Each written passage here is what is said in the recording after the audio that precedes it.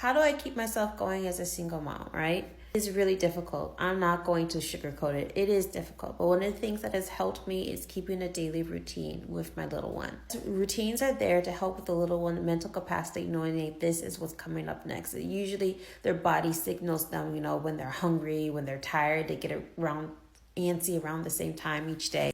But the schedule is to help you and your body continue to function in the dysfunction that is going on in your brain and around you in life. How does this necessarily work? When you're in your deepest, darkest moments and it's just you and your child because you are by yourself, your body will continue to do what it needs to do in order for the functioning and living circumstances of your child. You got to get up and wake up that child to go to school. If they don't go to school, you can't work. If you can't work, you can't get money. If you can't get money, you can't pay your bills. And if you can't pay your bills, you won't have a roof over your head. You won't have food. You won't have transportation. Those type of consequences, right? Consequences of not doing on it, because we can choose not to do it if we wanted to. The consequences are just so great because now the child is suffering in the dysfunction that now is going on in your life. And it's not their fault.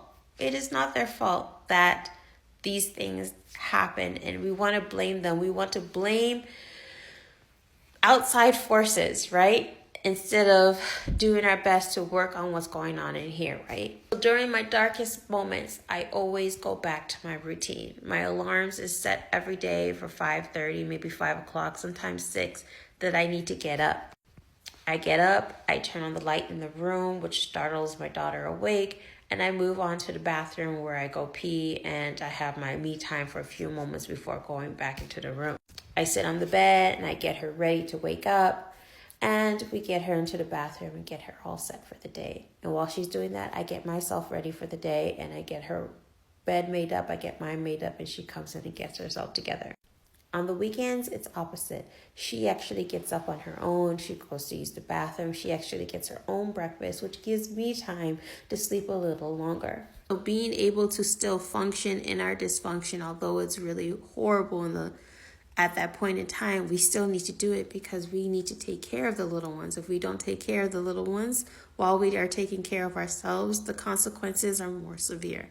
So if you're going through a rough time, having a daily routine that your body automatically goes through helps, so you don't have to constantly think about the things that are wrong in your life and focusing on the things that are actually going for you.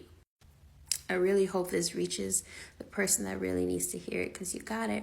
One day it'll get easier. It will.